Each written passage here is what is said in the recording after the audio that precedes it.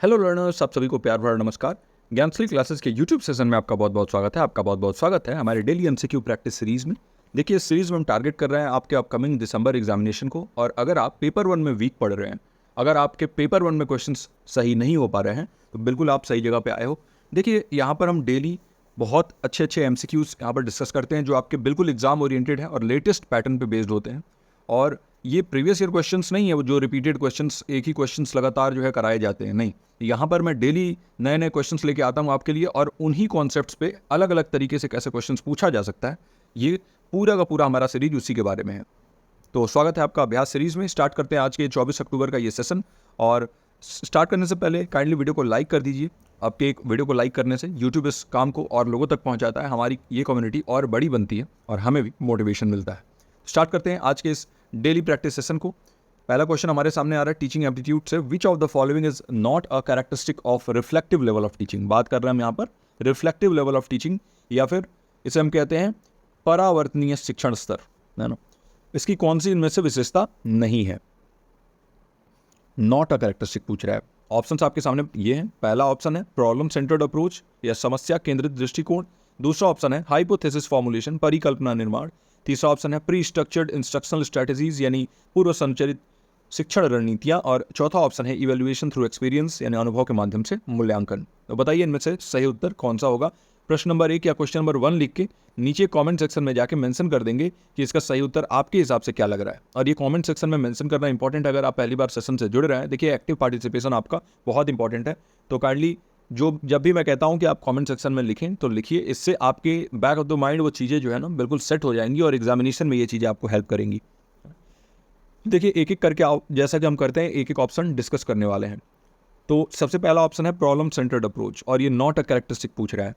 आपको मालूम है कि रिफ्लेक्टिव लेवल यानी कि अगर मैं ये यहाँ पे शंकु बनाऊँ, यहाँ पर ये कोण बनाऊँ, और इसमें जो हमें अभी तक मालूम है कि सबसे पहला और सबसे प्रारंभिक स्तर मेमोरी स्तर या मेमोरी लेवल होता है ना।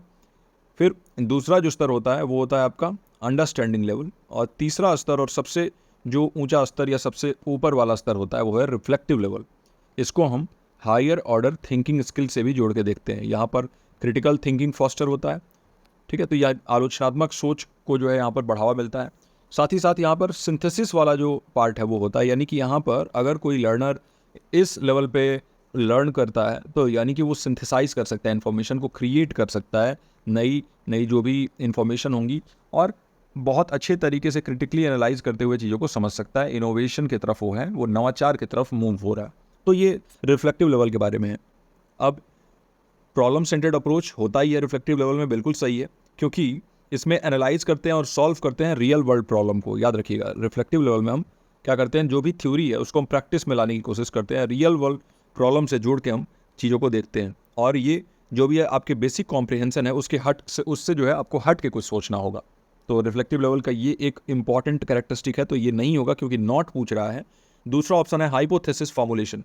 देखिए, रिफ्लेक्टिव टीचिंग जो है ना, ये एनकरेज करता है, ये बढ़ावा देता है कि जो छात्र है या शिक्षार्थी हैं वो हाइपोथेसिस बनाएं, हाइपोथेसिस क्रिएट करें, और जो भी उनके अजम्पशंस हैं जब भी वो अधिगम कर रहे हैं तो उसको वो टेस्ट करें, है ना, परिकल्पना निर्माण करके और उसको टेस्ट करें। ये भी एक कैरेक्टरिस्टिक है और ये भी इसका करेक्ट आंसर नहीं होगा। Reflective level of teaching pre structured instructional strategy. तो देखिए, अगर हम बात करें प्री स्ट्रक्चर्ड इंस्ट्रक्शनल स्ट्रैटेजी की, तो आपको मालूम होना चाहिए कि रिफ्लेक्टिव लेवल ऑफ टीचिंग जो है ना, इसको किसने दिया था, ये भी सबसे पहले आपको मालूम होना चाहिए। आप नीचे कमेंट सेक्शन में भी मेंशन कर दीजिए किसने दिया था reflective level of teaching. Reflective level of teaching दिया था हंट ने, और इन्होंने बताया था कि सेल्फ लर्निंग और डीप थिंकिंग जो है ना, ये सबसे ज़्यादा इंपॉर्टेंट है और सबसे अच्छा तरीका है आप अगर सबसे बेहतर ढंग से कुछ भी लर्न करना चाहते हैं तो सेल्फ लर्निंग, डीप थिंकिंग के बारे में बात किया। स्टूडेंट्स जो है प्रॉब्लम सॉल्विंग और क्रिटिकल थिंकिंग के ऊपर फोकस करते हैं इस रिफ्लेक्टिव लेवल ऑफ थिंकिंग में। और इसके साथ साथ अगर हम बात करें तो रिफ्लेक्टिव लेवल ऑफ टीचिंग में आपको फ्लेक्सिबिलिटी होती है। स्टूडेंट्स जो है ना वो हाइपोथेसिस फॉर्म करते हैं, इंडिपेंडेंट इवेल्युएशन करते हैं अपने एक्सपीरियंस के थ्रू, अपने अनुभव के आधार पर वो जो है ना खुद से ही मूल्यांकन करते हैं।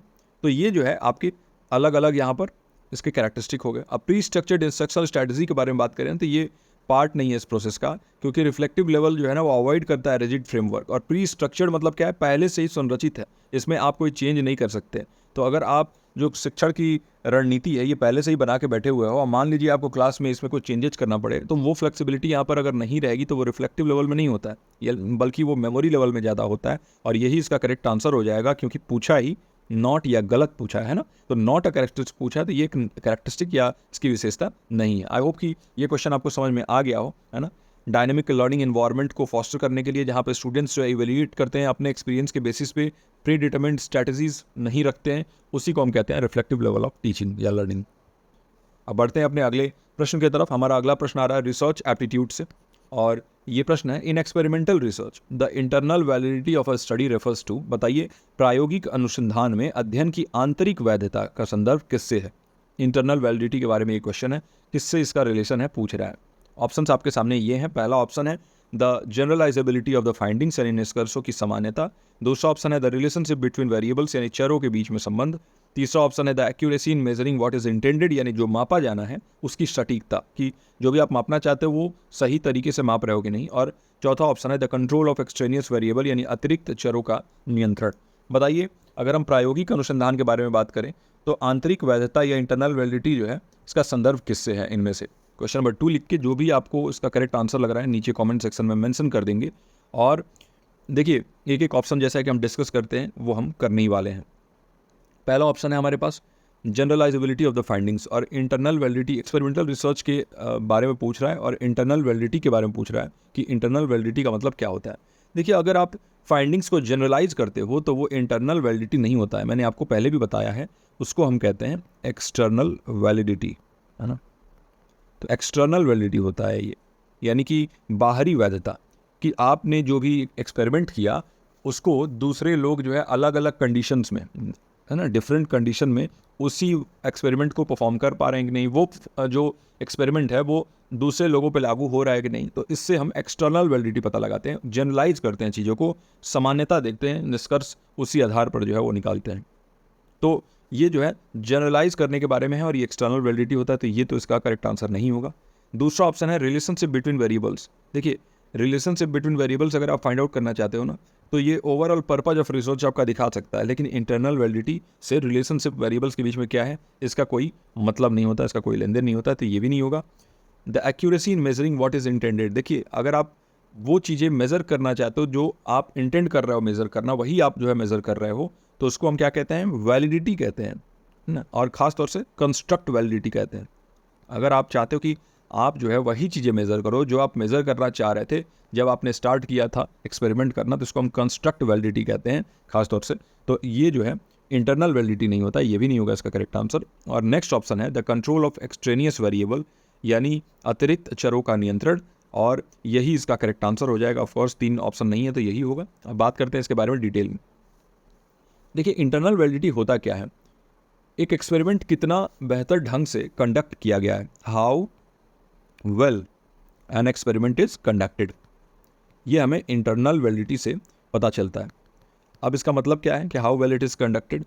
तो देखिए, जो भी कॉजल रिलेशनशिप है यानी कॉज एंड इफेक्ट रिलेशनशिप होता है ना, कारण प्रभाव जो यहाँ पर संबंध होता है, कॉज इफेक्ट रिलेशनशिप, कारण प्रभाव संबंध इंडिपेंडेंट और डिपेंडेंट वेरिएबल के बीच में, यानी स्वतंत्र चर होते हैं और आश्रित चर होते हैं, इंडिपेंडेंट और डिपेंडेंट वेरिएबल, इनके बीच में कारण प्रभाव रिलेशनशिप, इसको सही तरीके से दर्शा रहा है कि नहीं वो एक्सपेरिमेंट, है ना, इसी के बारे में इंटरनल वैलिडिटी बात करता है। अगर इंटरनल वैलिडिटी ज़्यादा होगी तो इससे ये इंश्योर होता है कि जो डिपेंडेंट वेरिएबल में चेंज हो रहा है ना, वो मैनिपुलेशन की वजह से हो रहा है इंडिपेंडेंट वेरिएबल में, यानी कि जो हम स्वतंत्र चर में हेर फेर कर रहे हैं उसके वजह से डिपेंडेंट वेरिएबल में अगर चेंज हो रहा है तो हमारी इंटरनल वैलिडिटी जो है वो हाई होगी, यानी बेहतर रिसर्च माना जाएगा।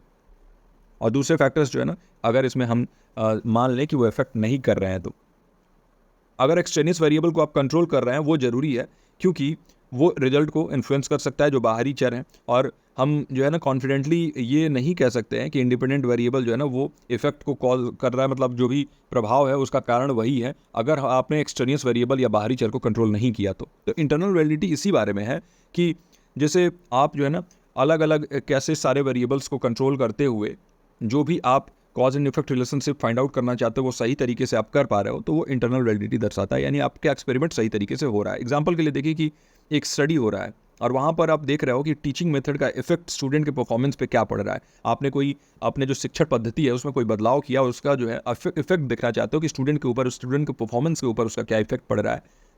लेकिन आप क्या कर रहे हो, एक्सटेनियस वेरिएबल का ध्यान नहीं रख रहे हो, यानी कि आप जो है उसके प्रायर नॉलेज, जो पूर्व ज्ञान विद्यार्थी लेके आ रहा है अपने साथ, वो भी तो एक्सटेनियस वेरिएबल है ना, वो इफेक्ट कर सकता है। और आपने कुछ पढ़ाया लेकिन उसने अपने पूर्व ज्ञान से ही इस चीज़ को जोड़ के देख लिया और आपका पढ़ाया हुआ फिर वो क्या करेगा, इंटरनल वैलिडिटी को कॉम्प्रोमाइज़ कर सकता है। तो इसलिए ये भी ध्यान में रखना है।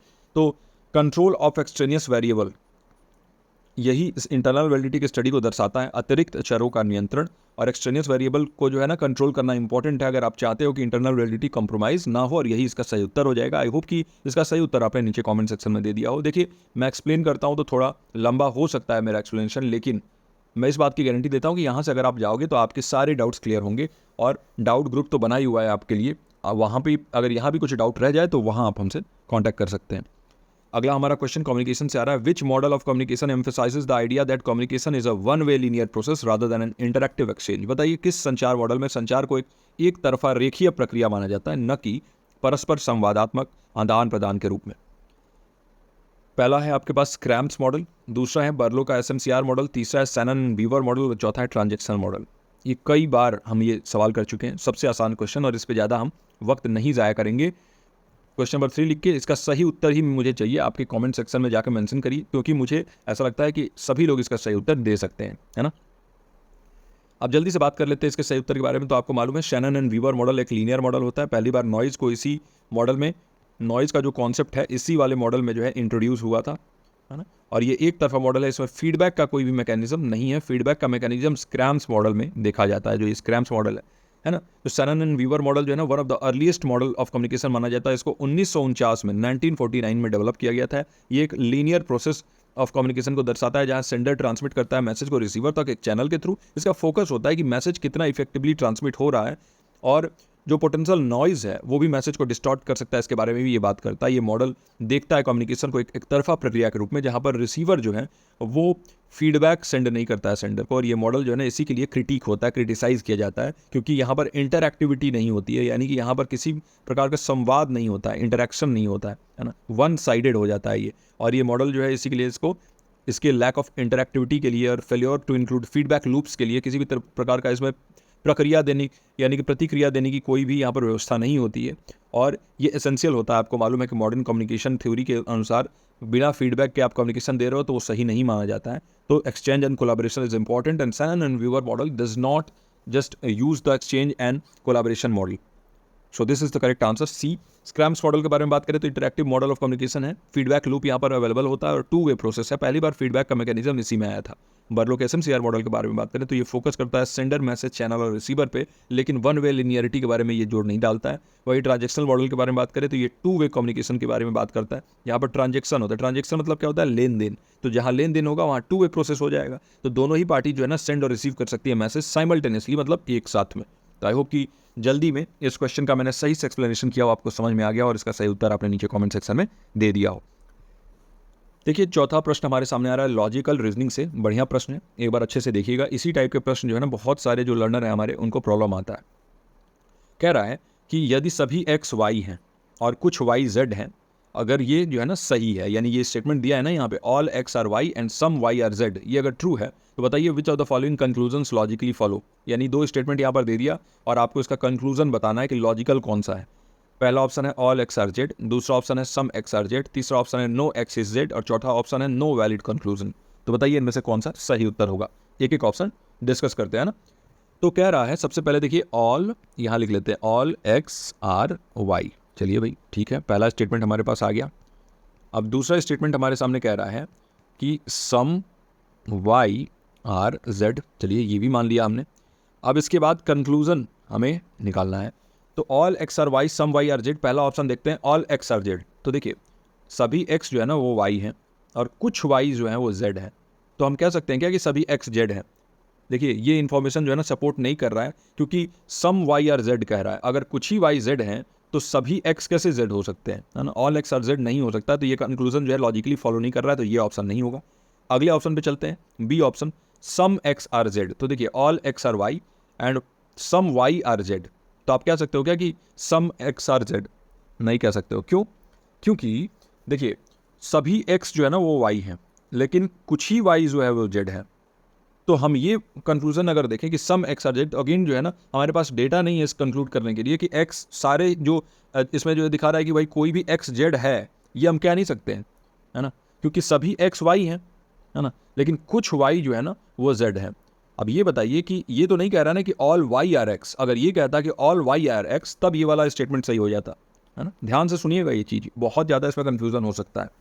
तो इसीलिए कि ये कह रहा है कि ऑल एक्स आर वाई, तो यानी कि देखिए सभी एक्स वाई हैं, लेकिन जरूरी नहीं है कि सभी वाई भी एक्स हो। तो जो वाई बच जा रहे हैं, जो एक्स नहीं होंगे, हो सकता है कि वो भी इनमें शामिल हो। तो कुछ वाई अगर जेड कह रहा है तो हम कह नहीं सकते कि सम एक्स आर जेड, ये कंक्लूड हम नहीं कर सकते हैं। तो ये भी ऑप्शन जो आपका गलत हो गया, है ना। अब तीसरा ऑप्शन है नो एक्स इज जेड। तो देखिए ऑल एक्स आर वाई कह रहा है और सम वाई आर जेड कह रहा है, तो ये भी हम नहीं कह सकते हैं कि नो एक्स इज जेड। हो सकता है कि इस कुछ वाई में ये भी शामिल हो जो ये वाले वाई हैं। तो ये भी हमारे पास जो है ना पूरी तरीके से इन्फॉर्मेशन नहीं है, इसके लिए एडिशनल इन्फॉर्मेशन चाहिए। और ये प्रीमाइज जो है ना कोई किसी भी तरीके से सजेस्ट नहीं कर रहा है नो एक्स इज जेड को भी, तो ये भी नहीं होगा क्योंकि हमारे पास एनफ इन्फॉर्मेशन अवेलेबल नहीं है। तो इसलिए हम ये देखेंगे कि ये कंक्लूजन जो है ना ये वैलिड है ही नहीं, नो वैलिड कंक्लूजन, इनमें से कोई भी कंक्लूजन वैलिड नहीं है ना। अब कैसे इसको एक्सप्लेन करते हैं हम, देखिए इसमें बेसिक सिलोजिस्टिक रीजनिंग हो रहा है। इस केस में पहला प्रीमाइस ऑल एक्स और वाई, ये हमें बता रहा है कि जो एक्स के जितने भी मेंबर हैं ना वो वाई के भी मेंबर हैं, मतलब एक्स के सारे मेंबर वाई के मेंबर हैं। और दूसरा प्रीमाइस कर रहा है कुछ वाई जेड है, यानी कि ये हमें बता रहा है कि कुछ पोर्शन जो वाई के हैं ना वो जेड के भी मेंबर हैं, ये माना जा रहा है कि कुछ पोर्शन है ना। इससे हमें ये समझ में आ रहा है। तो ये दो स्टेटमेंट से हम कोई डिड्यूस नहीं कर सकते हैं कुछ भी कि रिलेशनशिप क्या है एक्स और जेड के बीच में। ये पॉसिबल है ना, कि कुछ भी ना हो, और ये पॉसिबल है कि सम हो, ये पॉसिबल है कि ऑल एक्स आर जेड हो, लेकिन कोई भी क्लियर लॉजिकल कंक्लूजन नहीं हम फॉलो कर सकते हैं इससे। और इससे ये no valid conclusion is the right answer. I hope कि इसका करेक्ट आंसर आपने दिया हो या आपको ये क्वेश्चन समझ में आ गया हो, है ना। अच्छे तरीके से कोशिश किया है मैंने ये लॉजिकल रीजनिंग का प्रश्न समझाने का, और इसी टाइप के प्रश्न आपसे पूछे जा सकते हैं ना। तो अपने आप को रेडी रखिए इस टाइप के क्वेश्चंस के लिए। और बढ़ते हैं हम अपने अगले प्रश्न की तरफ। और उससे पहले एक बार फिर से आपको बता दूं कि हमारे पेपर 2 के एडमिशन्स ओपन है। 1999 इज द प्राइस, और पेपर 2 के साथ आपको पेपर 1 बिल्कुल फ्री ऑफ कॉस्ट मिल रहा है। और पेपर 1 में मैं कवर करने वाला हूं आपके सारे यूनिट्स और बहुत अच्छे तरीके से लेके चलने वाला हूं। और देखिए पेपर 1 आपको JRF दिला सकता है। अगर आपका नेट है और JRF की तरफ आप बढ़ना चाहते हो तो पेपर 1 जो है आप एक्सेल करिए। अगर आपका नेट नहीं निकल पा रहा है उस केस में भी मैं इस बात की गारंटी देता हूं कि 40 क्वेश्चन या 40 प्लस क्वेश्चन तो आपके मैं सही कराऊंगा, अगर आप डिसिप्लिन तरीके से मेरे साथ काम करेंगे तो, है ना। तो ये इंपॉर्टेंट है कि जो मैं कह रहा हूँ वैसा आप करिए, डेली इन सेशंस को अटेंड करिए, है ना। और बाकी बहुत ही मिनिमम प्राइस में ये बैच आपको प्रोवाइड करने की कोशिश की गई है। हमारा बाउंस बैक बैच है और ऑलरेडी जो है ना इसमें बहुत सारे एडमिशन्स हो रहे हैं, तो आप भी जो है इसका लाभ उठाइए, जल्दी से जल्दी एडमिशन ले लीजिए, है ना। स्टार्ट करते हैं अपने अगले प्रश्न को। हायर एजुकेशन से आने वाला हमारा ये क्वेश्चन है, which report first suggested the establishment of central universities in India to promote equitable access to higher education across diverse regions, है ना। तो ये इंपॉर्टेंट प्रश्न है। बताइए भारत में केंद्रीय विश्वविद्यालयों की स्थापना का सुझाव सबसे पहले किस रिपोर्ट में दिया गया ताकि विभिन्न क्षेत्रों में उच्च शिक्षा तक समान पहुंच सुनिश्चित किया जा सके। पहला ऑप्शन आपके पास राष्ट्रीय ज्ञान आयोग report 2007, national knowledge commission report 2007। दूसरा ऑप्शन है कोठारी कमीशन रिपोर्ट 1964 टू 66, यानी कोठारी आयोग रिपोर्ट 1964 से 66। तीसरा ऑप्शन है आपके पास नेशनल पॉलिसी ऑन एजुकेशन 1986, यानी राष्ट्रीय शिक्षा नीति 1986। और चौथा ऑप्शन है आपके पास यशपाल कमेटी रिपोर्ट 2009, यानी यशपाल समिति रिपोर्ट 2009। बताइए इनमें से कौन सा करेक्ट ऑप्शन होगा। क्वेश्चन नंबर 5 लिख के नीचे कमेंट सेक्शन में अभी का अभी में जाकर मेंशन कर दीजिए कि कौन सा वो कमीशन या कमेटी या पॉलिसी थी जिसमें पहली बार सेंट्रल यूनिवर्सिटी को इंडिया में स्टैब्लिश करने के बारे में और उसके इक्विटेबल एक्सेस को, यानी हायर एजुकेशन की इक्विटेबल एक्सेस को प्रमोट करने के लिए अलग अलग रीजन्स में इन यूनिवर्सिटीज़ को एस्टैब्लिश करने के बारे में पहली बार सजेशन दिया गया था। एक एक ऑप्शन करके हम डिस्कस करेंगे। देखिए अगर हम बात करें पहला option national knowledge commission report के बारे में, तो ये रिपोर्ट जो है ना ये रिकमेंडेशन देता है हायर एजुकेशन को इम्प्रूव करने के लिए, बात करता है इम्प्रूविंग हायर एजुकेशन, है ना। लेकिन किसी भी तरीके से ये रिकमेंड नहीं करता है कि सेंट्रल यूनिवर्सिटी को इस्टेब्लिश किया जाना चाहिए। तो ये जो है ना नहीं होगा। हायर एजुकेशन में जरूर इसका जो है इनपुट आता है, तो नेशनल नॉलेज कमीशन रिपोर्ट या राष्ट्रीय ज्ञान आयोग रिपोर्ट नहीं होगा। दूसरा ऑप्शन है कोठारी कमीशन या कोठारी आयोग रिपोर्ट। तो देखिए अगर हम कोठारी कमीशन के बारे में बात करें तो one of the most influential report माना जाता है। भारतीय जो हमारे शिक्षा की पूरी इतिहास है इसके क्षेत्र में, इंडियन एजुकेशनल हिस्ट्री है इसमें, इसने ही एक फाउंडेशन, एक नींव का काम किया बहुत सारे आगे आने वाले पॉलिसीज़ के लिए। जैसे हमारा जो 1968 वाला पॉलिसी आया था, वो आपका जो था पॉलिसी, नेशनल पॉलिसी था वो भी, जैसे 86 आया था उसके पहले ये 1968 वाली पॉलिसी आई थी। और इसके लिए भी जिम्मेदार कौन था? कोठारी कमीशन रिपोर्ट, है ना। तो कोठारी कमीशन रिपोर्ट में ही जो है रिकमेंड किया गया था कि सेंट्रल यूनिवर्सिटीज़ को इस्टेब्लिश करना चाहिए, और ताकि इक्विटेबल एक्सेस मिले, जो गुणवत्ता भरी जो शिक्षा हो वो मिले अलग अलग रीजन्स में। और ये रिपोर्ट जो है ना, ये स्ट्रेस किया इसने कि यूनिफॉर्म स्टैंडर्ड जरूरी है उच्च शिक्षा में, और ऐसे इंस्टीट्यूशंस को बनाना जरूरी है जो कि हाई क्वालिटी एजुकेशन को जो है ना, बिना किसी जियोग्राफिकल डिस्पैरिटी के, यानी कि कोई भी स्थान हो वहाँ पर हाई क्वालिटी एजुकेशन मिल सके। और कोठारी कमीशन का विजन था कि भारत का जो हायर एजुकेशन लैंडस्केप है ना, इसको बहुत ज़्यादा बेहतर बनाना, और पॉलिसी फ्रेमवर्क जो है ना वो आने वाले समय में भी इसी कोठारी कमीशन रिपोर्ट को यूज़ करके आगे जो भी चीज़ें हैं वो करते गए। तो यही इसका सही उत्तर होगा, कोठारी कमीशन रिपोर्ट। इसमें ही यूनिवर्सिटीज़ को इस्टेब्लिश करने के बारे में बात किया गया था। नेशनल पॉलिसी ऑन एजुकेशन 1986 के बारे में बात करें तो ये पॉलिसी जो है ना, ये जो कोठारी कमीशन रिपोर्ट था इसी के ऊपर बेस्ड 1968 था, और उसके बाद उसी को रिवीजन के तौर पर 1986 में ये आया था। वही यशपाल कमेटी रिपोर्ट 2009 जो है ये फोकस करता है रिफॉर्म्स, उच्च शिक्षा में क्या किया जा सकता है। काफ़ी लेट जो है रिपोर्ट 2009 तक आया है, और सेंट्रल यूनिवर्सिटीज़ जो है ना उस समय तक अब ऑलरेडी इस्टेब्लिश हो चुकी थी, बढ़िया जो भी सेंट्रल यूनिवर्सिटी थी, अभी भी हो रही हैं, लेकिन उस समय तक काफ़ी सेंट्रल यूनिवर्सिटी ऑलरेडी इस्टेब्लिश हो चुकी हैं। तो ये भी इसका करेक्ट आंसर नहीं होगा, इसका सही उत्तर होगा बी, कोठारी आयोग रिपोर्ट। आई होप कि आप इसका सही उत्तर दे पाए हो नीचे कमेंट सेक्शन में। And we are half way through video, तो आई होप कि आपको ये हमारा सेशन अच्छा लग रहा हो। अगर बढ़िया लग रहा है तो काइंडली वीडियो को लाइक कर दीजिए। देखिए, आपसे बस एक ही रिक्वेस्ट करता हूँ, वीडियो को लाइक करना और साथ ही साथ अपने स्टडी ग्रुप्स में शेयर करना। इससे क्या होता है ना कि वीडियो की रीच बढ़ती है, मैं तो सीधा बात कहता हूँ। और वीडियो के रीच बढ़ने से क्या होगा कि जो भी लर्नर्स ऐसे होंगे जिनको नीड होगी, है ना, और बहुत सारे ऐसे लर्नर हैं जिनको नीड है लेकिन उनको सही जो है गाइडेंस नहीं मिल पा रहा है, तो वो वहाँ यहाँ पर आएंगे तो उनको गाइडेंस मिल पाएगा, अच्छे तरीके से प्रैक्टिस कर पाएंगे। बढ़ते हैं अपने अगले प्रश्न पर। पीपल डेवलपमेंट एनवायरनमेंट यूनिट 9 का ये प्रश्न है आपका, पेपर 1 का। Which international agreement primarily focus on phasing out ozone depleting substances. बहुत इजी क्वेश्चन है। कौन सा अंतर्राष्ट्रीय समझौता मुख्य रूप से ओजोन क्षरणकारी पदार्थों के चरणबद्ध उन्मूलन पर केंद्रित है? ऑप्शन आपके सामने है, रियो अर्थ समिट, रियो पृथ्वी शिखर सम्मेलन। दूसरा ऑप्शन है मॉन्ट्रियल प्रोटोकॉल, मॉन्ट्रियल प्रोटोकॉल के बाद तीसरा ऑप्शन हमारे पास आ रहा है पेरिस एग्रीमेंट या समझौता, और चौथा ऑप्शन आ रहा है क्योटो प्रोटोकॉल। बताइए इनमें से कौन सा ओजोन डेप्लीटिंग सब्सटेंसेस को फेज आउट करने के बारे में था। बहुत ही आसान प्रश्न है। क्वेश्चन नंबर 6 लिखिए, इसका जो करेक्ट आंसर है नीचे कमेंट सेक्शन में मेंशन कर देंगे। और देखिए सही आंसर इसका चाहिए, क्योंकि ज़्यादा टाइम हम वेस्ट नहीं करेंगे इसके ऊपर, बहुत आसान प्रश्न है। एक एक यहाँ पर ऑप्शन डिस्कस करते हैं। रियो अर्थ समिट जो है ये 1992 में हुआ था, आपको मालूम होना चाहिए, है ना। रियो डी जेनेरो ब्राज़ील में हुआ था ये, और इसका फोकस था सस्टेनेबल डेवलपमेंट और इन्वायरमेंटल प्रोटेक्शन पे।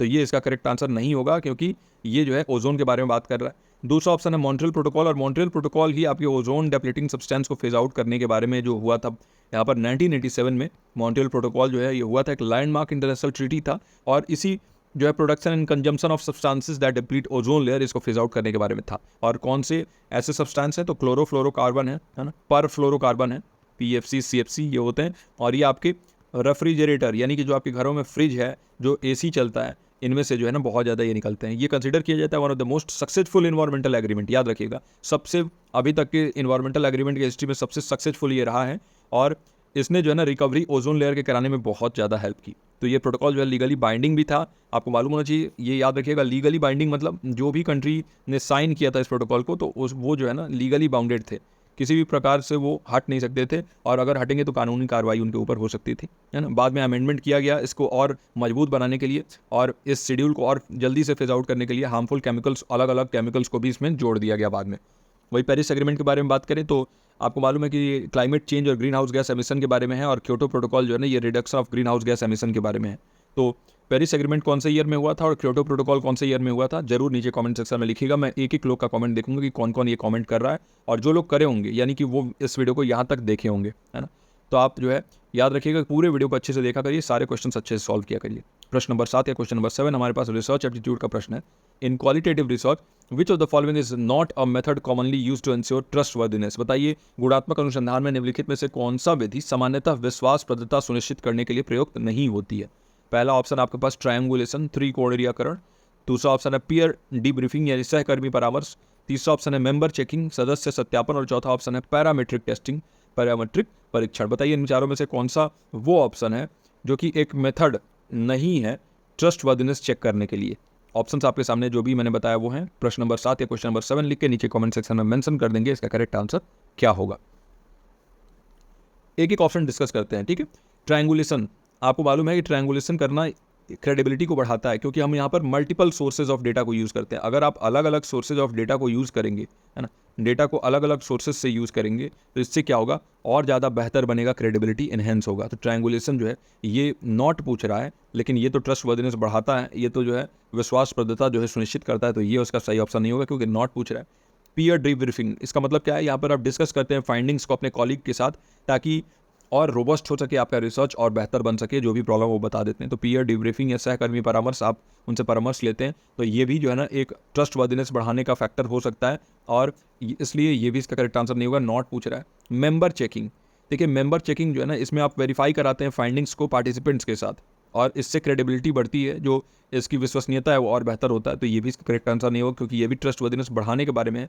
जबकि पैरामेट्रिक टेस्टिंग, पैरामेट्रिक परीक्षण जो है, इसमें क्या होता है कि पैरामेट्रिक टेस्टिंग एक स्टैटिस्टिकल मेथड होता है, ये प्राइमरली क्वांटिटेटिव रिसर्च में यूज होता है, आपको मालूम होना चाहिए, है ना। क्वांटिटेटिव रिसर्च यानी मात्रात्मक शोध जो होता है, इसमें ये यूज़ होता है, और इसमें हम अजम्पशंस लेते हैं कि डिस्ट्रीब्यूशन ऑफ डेटा कैसे हुआ है, जैसे नॉर्मेलिटी होता है तो कैसे डिस्ट्रीब्यूट हुआ है, और ये टेस्ट यूज करता है कौन कौन सा, जैसे टी टेस्ट हो गया या एनोवा हो गया, नाम सुना होगा आपने, एनालिसिस ऑफ वेरिएंस, तो ये इन टाइप के टेस्ट्स का यूज़ करता है।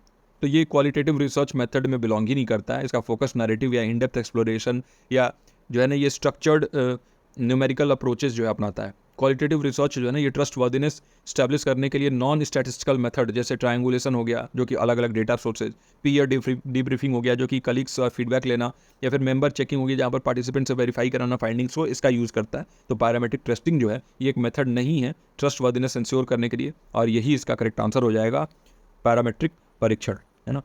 डी ऑप्शन इसका करेक्ट होगा। आई होप कि इसका सही उत्तर आपने दिया हो कमेंट सेक्शन में जाके। बढ़ते हैं अपने अगले प्रश्न पर। हमारा अगला प्रश्न कम्युनिकेशन से आ रहा है। इन इंटरकल्चरल कम्युनिकेशन यानी अंतर सांस्कृतिक संचार में, दो संस्कृतियों के बीच में जो संचार होता है ना, उसके बारे में बात कर रहा है। Which of the following barriers is specifically related to differences in the interpretation of non verbal cues.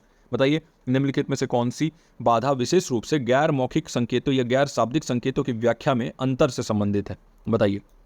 पहला आपके पास ऑप्शन है सिमेंटिक बैरियर, शब्दार्थ बाधाएं। दूसरा ऑप्शन है क्रॉनमिक्स, समय विज्ञान। तीसरा ऑप्शन है प्रॉक्सिमिक्स, स्थान विज्ञान। चौथा ऑप्शन है कल्चरल नॉइज, सांस्कृतिक शोर। बताइए इनमें से कौन सा जो है एक ऐसा बैरियर है जो कि खासतौर से इसका रिलेशन जो नॉन वर्बल क्यूज़ को इंटरप्रेट करने में डिफरेंसेज आ जाते हैं ना, उससे है। मतलब नॉन वर्बल क्यूज़ क्या होते हैं, तो नॉन वर्बल क्यूज़ जो है ना वो उस टाइप के क्यूज़ है, जैसे बॉडी लैंग्वेज, हमारा जो हाव भाव है, हमारा बॉडी लैंग्वेज है, हमारा फेशियल एक्सप्रेशन हम कैसा दे रहे हैं, इसके साथ साथ आई कांटेक्ट हम कर रहे हैं कि नहीं, और ये सभी जो है हमारे कल्चरल बैकग्राउंड के हिसाब से बदल सकता है। एग्जांपल के लिए किसी कल्चर में हो सकता है कि कोई जेस्चर है उसको बहुत ही पोलाइट माना जाता है, और वही जेस्चर जैसे मान लीजिए आप हाथ जोड़ के नमस्ते करते हैं, हो सकता है हमारे यहाँ नमस्ते जो है, क्योंकि यहाँ पर तो रिस्पेक्ट का ही एक तरीका है नमस्ते करना, लेकिन हो सकता है किसी और कल्चर में अगर हाथ जोड़ के ऐसे करोगे तो वो काफ़ी जो है एग्रेसिव माना जाएगा और ख़तरनाक माना जाएगा। आपको उस कल्चर के बारे में पता नहीं और लोग जो आपके ऊपर अटैक कर देंगे। तो सोचिए कि ये जेस्चर जो है ना, हो सकता है कहीं पोलाइट माना जा रहा हो तो कहीं ऑफेंसिव हो रहा हो, तो ये कल्चरल नॉइज़ क्रिएट कर देता है, याद रखिएगा। तो सिमेंटिक बैरियर जो है इसमें लैंग्वेज या मीनिंग के बीच में डिफरेंसेस होते हैं, और अगर आप लैंग्वेज है तो वहाँ पर आप कहीं ना कहीं लिख के या बोल के कर रहे हो, यहाँ पर नॉन वर्बल कह रहा है। नॉन वर्बल मतलब गैर शाब्दिक, शब्दों का इस्तेमाल ही नहीं होगा, तो ये शब्दार्थ बाधाएं तो हो ही नहीं सकती हैं। क्रोनमिक्स मतलब समय विज्ञान, और ये टाइम परसेप्शन से रिलेटेड है, कल्चर्स के बीच में इससे कोई लेन देन नहीं है, तो ये भी नहीं होगा। प्रॉक्सिमिक्स मतलब स्थान विज्ञान, तो ये डील करता है पर्सनल स्पेस और फिजिकल डिस्टेंस से, और ये नॉन वर्बल क्यूज़ के बारे में अगर बात करें तो पर्सनल स्पेस और आपका जो फिजिकल डिस्टेंस है ये इंपॉर्टेंट है। लेकिन अगर हम बात करें कल्चरल नॉइज़ के बारे में, तो ये खासतौर से सांस्कृतिक शोर या कल्चरल नॉइज़ का जो कॉन्सेप्ट है ना, ये ऑब्स्ट्रक्ट करता है इफेक्टिव कम्युनिकेशन। दो कल्चर के बीच में अगर हो रहा है तो कल्चरल नॉइज़ जो है ना मिसअंडरस्टैंडिंग या डिस्टॉर्शन माना जाता है कम्युनिकेशन में, जो कि कल्चरल डिफरेंसेस की वजह से आता है। इंटरकल्चरल सेटिंग में जो है ना ये नॉन वर्बल क्यूज़ कई बार जो है गलत तरीके से इसको इंटरप्रेट या इसका सही शब्द, सही जो है इसका जो व्याख्या है वो नहीं निकाल पाते हैं लोग, इंटरप्रेट नहीं कर पाते हैं ना, और इसीलिए जो है ये यहाँ पर नॉइज़ क्रिएट होता है कल्चरल लेवल पे। तो यही इसका करेक्ट आंसर हो जाएगा, डी सांस्कृतिक शोर। और ये interpretation of non verbal cues से रिलेटेड होता है ना, ये कह रहा है ना डिफरेंसेस इन इंटरप्रिटेशन। तो देखिए प्रॉक्सिमिक्स भी इसका सही उत्तर हो सकता था, स्थान विज्ञान, आपको कितने डिस्टेंस पे किस कल्चर पे खड़ा होना है, लेकिन ये डिफरेंसेस इन इंटरप्रिटेशन कह रहा है नॉन वर्बल क्यूज का, तो ये जो है आपका डी होगा इसका सही उत्तर। आई होप कि आपने समझ लिया हो ये प्रश्न अच्छे तरीके से। अब हम 9वें प्रश्न तक आ चुके हैं। हायर एजुकेशन का ये प्रश्न है, which of the following Indian policies emphasize the integration of skill based education into mainstream higher education. बताइए निम्नलिखित में से किस भारतीय नीति ने कौशल आधारित शिक्षा को मुख्य धारा की उच्च शिक्षा में एकीकृत करने पर जोर दिया है। ऑप्शंस आपके सामने ये हैं। पहला ऑप्शन है national policy on skill development 2009, दूसरा ऑप्शन है नेशनल एजुकेशन पॉलिसी 2020, तीसरा ऑप्शन है नीति आयोग रिपोर्ट 2015 और चौथा ऑप्शन है नेशनल नॉलेज कमीशन रिपोर्ट 2007 या राष्ट्रीय ज्ञान आयोग रिपोर्ट 2007, है ना। तो बताइए कि राष्ट्रीय कौशल विकास नीति या राष्ट्रीय शिक्षा नीति या नीति आयोग रिपोर्ट या राष्ट्रीय ज्ञान आयोग रिपोर्ट, कौन सा इनमें से वो इंडियन पॉलिसी है जो कि जोर डालता है integration of skill based education into mainstream higher education, यानी कौशल आधारित शिक्षा को मुख्य धारा की उच्च शिक्षा में एकीकृत करने पर जोर डाल रहा है। बताइए इनमें से कौन सा वो पॉलिसी या फिर रिपोर्ट है। एक एक ऑप्शन डिस्कस करेंगे जैसा कि हम करते हैं। और देखिए क्वेश्चंस ये बहुत ही अच्छे, बहुत ही बेहतर ढंग से यहाँ पर कराए जाते हैं। आई होप कि हमारा ये एफर्ट आपको अच्छा लग रहा हो। अगर लग रहा हो तो काइंडली वीडियो को लाइक कर दीजिए। वीडियो को यहाँ तक आप देख चुके हो तो सबसे पहले तो आप अपने आप को शाबाशी दीजिए, बधाई दीजिए, क्योंकि आप एक सीरियस लर्नर हैं और आप जो है ना भीड़ से अलग हैं। भीड़ क्या करती है, भीड़ जो है एक दिन 2 दिन मोटिवेशन रहता है, तीसरे दिन से मोटिवेशन गायब हो जाता है। अगर आप डेली इन क्लासेस को कर पा रहे हैं इतने लंबे अवधि के लिए, अपने कंसंट्रेशन को मेंटेन कर पा रहे हैं, तो आप जो है ये मान के चलिए कि आगे आप सक्सेसफुल होने ही वाले हैं। बस वो सक्सेस और फेलियर के बीच में एक छोटा सा बस जो है ना महीन, बहुत बहुत महीन जो है ना एक अंतर होता है, उस अंतर को हमें पार करना है प्रैक्टिस के थ्रू। तो आई होप कि आपने जो है इसका सही उत्तर नीचे कमेंट सेक्शन में लिख दिया हो। क्वेश्चन नंबर 9 लिख के इसका सही उत्तर भी लिख दीजिए और एक एक ऑप्शन में डिस्कस करता हूँ आपके साथ। पहला ऑप्शन है नेशनल नॉलेज कमीशन के बारे में बात कर रहा है। नेशनल नॉलेज कमीशन यहाँ पर हम चौथा ऑप्शन डिस्कस कर लेते हैं। देखिए अगर हम नेशनल नॉलेज कमीशन के बारे में बात करें ना तो इसका फोकस होता है किस चीज़ पे, हायर एजुकेशन को कैसे हम इन्हेंस कर रहे हैं और एक इंडिया को नॉलेज सोसाइटी के रूप में कैसे डेवलप करना है। नेशनल नॉलेज कमीशन रिपोर्ट का यही मतलब था, है ना। इसका फोकस था कि हम स्किल बेस्ड एजुकेशन इंटीग्रेशन जो है उसको फोकस करने के बारे में नहीं था, बल्कि इसका मेन फोकस था नॉलेज बेस्ड सोसाइटी रेडी करना। तो ये इसका सही उत्तर नहीं होगा, है ना।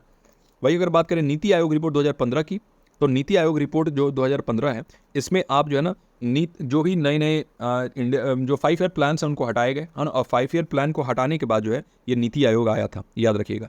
और नीति आयोग आने के बाद से काफ़ी सारे चेंजेस देखे गए, लेकिन ये integration of skill based education mainstream higher education में जोड़ना नीति आयोग का जो है एक कोई भी लक्ष्य नहीं था।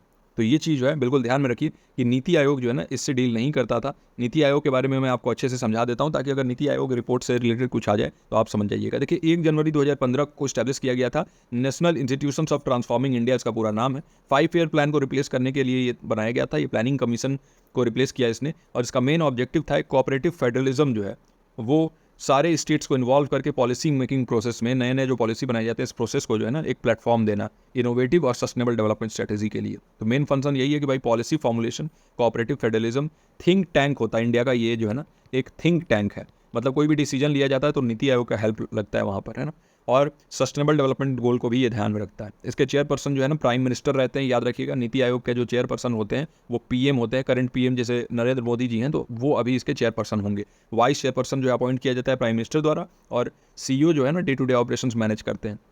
फोकस एरियाज में economic growth, social sector, sustainability, इसके ऊपर फोकस होता है। ये एक नोडल एजेंसी है इंडिया के गवर्नेंस को ट्रांसफर करने के लिए, लॉन्ग टर्म विजन को अचीव करने के लिए और इंक्लूसिव ग्रोथ या समावेशी, अगर हम विकास के बारे में बात करते हैं अलग अलग रीजन्स और सेक्टर्स में, तो उसको जो है एकीकृत करने के लिए इसका यूज होता है। तो नीति आयोग रिपोर्ट तो नहीं होगा, है ना। और अगर हम बात करें स्किल बेस्ड एजुकेशन को मेन स्ट्रीम हायर एजुकेशन में जोड़ने से तो कौन सी ऐसी पॉलिसी है, तो ये इसका करेक्ट आंसर हो जाएगा NEP 2020, है ना। NEP 2020 is the correct answer. राष्ट्रीय शिक्षा नीति 2020 ये कॉम्प्रिहेंसिव पॉलिसी है जो एम करती है एजुकेशन में रिफॉर्म्स के बारे में बात करती है। एक मेजर हाईलाइट इसका यही है कि हम स्किल बेस्ड एजुकेशन को जो है कैसे इंटीग्रेट करें ट्रेडिशनल एकेडमिक फ्रेमवर्क से एक हॉलिस्टिक और एक प्रैक्टिकल लर्निंग इन्वायरमेंट बनाने के लिए, याद रखिएगा। तो हॉलिस्टिक यानी कि सर्वांगीण जो है यहाँ पर एक पर्यावरण बनाए अधिगम का, जहाँ पर आप एकीकृत कर सकें जो करंट इंडस्ट्री के डिमांड है उनके लिए मेन स्ट्रीम हायर एजुकेशन से आप यहाँ पर जोड़ के देखें किस चीज़ को, स्किल बेस्ड एजुकेशन को, ताकि कोई भी बच्चा जो है वो बेरोजगार ना रहे।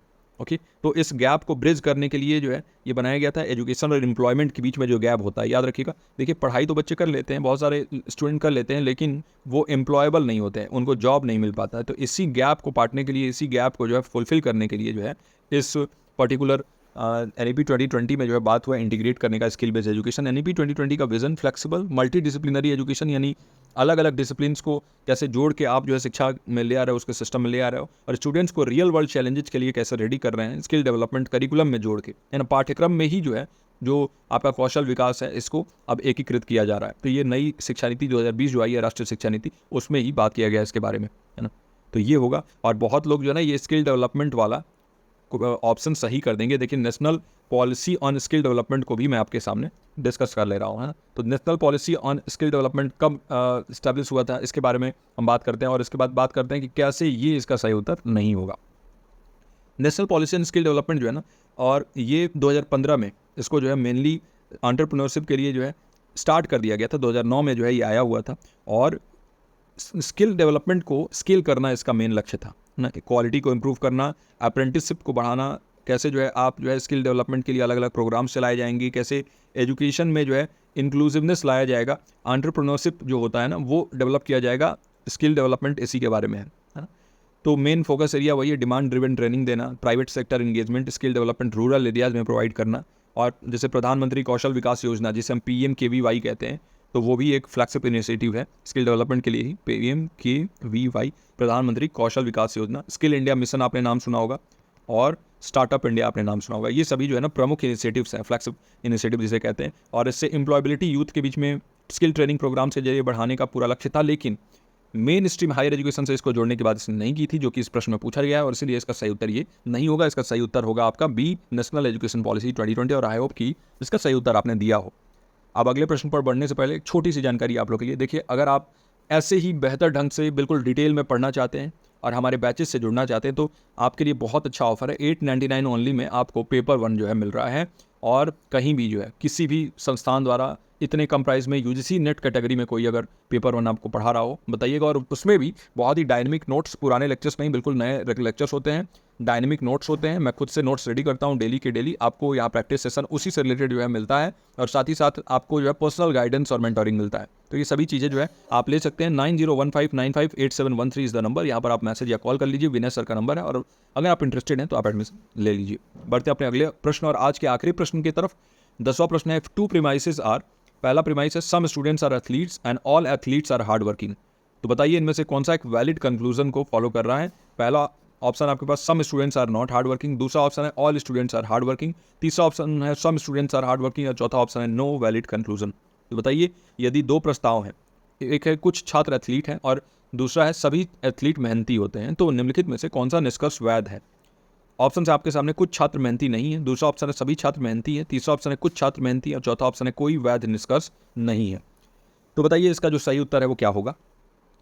तो देखिए, अगर हम इसके सही उत्तर को डिस्कस करें तो जैसा हमारा हमेशा से जो हम करते हुए आ रहे हैं वही जो है यहाँ पर स्टार्ट करेंगे, रिवाइज को देखेंगे, और उसके बाद कंक्लूजन कौन सा फॉलो कर रहा है इसको एक एक को हम डिस्कस करेंगे। देखिए यहाँ पर लिख लेते हैं। देखिए कह रहा है some students are athletes, okay, and दूसरा यहाँ पर स्टेटमेंट दे रहा है all athletes are hard working. अब बताइए पहला ऑप्शन देखिए, some students are not hard working. तो पहला कह रहा है सम स्टूडेंट्स आर एथलीट, चलिए भाई कुछ स्टूडेंट जो है वो एथलीट हैं, और सारे एथलीट जो है ना वो हार्ड वर्किंग होते हैं। ये हमें पता है कि हाँ सारे एथलीट जो है वो हार्ड वर्किंग है।